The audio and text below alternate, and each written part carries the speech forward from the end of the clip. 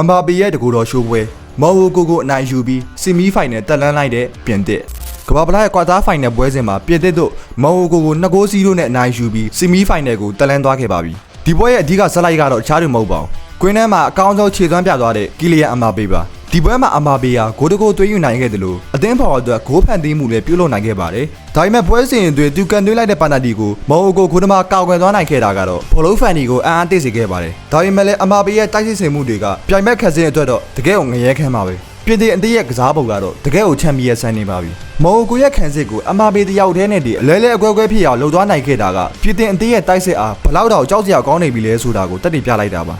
အခုလိုခြေစမ်းမျိုးနေတာဆိုရင်ပြင်သစ်တို့ကမ္ဘာဘလောက်ထပ်ပြီးသိမ်းပိုက်နိုင်တော့မလားအမဘီရဲ့ဒီနေ့ပွဲဆွမ်းဆောင်ရည်ကိုကိုလူတို့ဘယ်လိုမြင်ကြလဲသူ့ရဲ့ဂိုးသွင်းနိုင်မှုနဲ့ဖန်တီးမှုတွေကိုအားရရလားကိုလူတို့ဘယ်လိုအမြင်ရှိကြလဲဆိုတာ comment မှာဆွေးနွေးတော့ကြပါအောင်